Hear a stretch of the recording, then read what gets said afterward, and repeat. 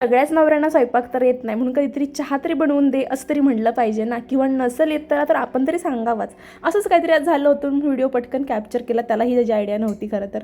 आज शनिवार होता आणि मी जाम थकलेले घरात बसून, म्हणून म्हटलं चला आता कुठे जायचं. पण आज शनिवार होता, म्हटलं सुरुवातीला आपण देवाला जाऊया, त्यानंतर कुठं बाहेर जायचं तिकडं जाऊया.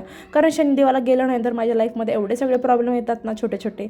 त्याच्यामुळे सुरुवात माझी शनिदेवापासूनच झाली. आणि तुम्हाला काही इश्यू असेल ना लाईफमध्ये, मी खरं सांगते, तुम्ही नक्की शनिदेवाला जात जा. सगळे तुमचे प्रॉब्लेम रिझॉल्व्ह होणार म्हणजे होणारच.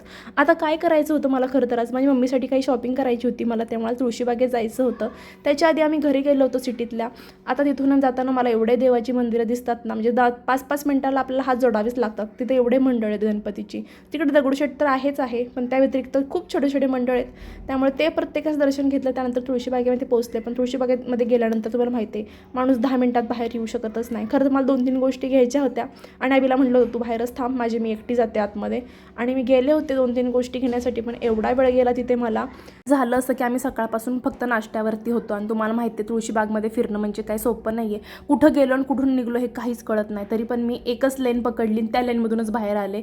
आणि काय 2-3 गोष्टी घ्यायच्या होत्या त्या घेतल्या मम्मीसाठी. मला पण खरं शॉपिंग करायची इतकी इच्छा झाली होती, पण मी मनावरती ताबा ठेवला. म्हटलं नाही रेखा, नेक्स्ट टाईम आपण येऊ अभिसोबत, कारण आता मला पैसे खर्च करायचे पण नव्हते. आणि घरी आल्यानंतर नाही, मी काय उगाचच काहीतरी ट्राय केलं होतं भजीचं, पण ते बकवास झालं होतं. रात्री उपासाचे धिरडे केले होते. सो असा होता माझा आजचा दिवस. भेटू पुढच्या ब्लॉगमध्ये. Bye guys.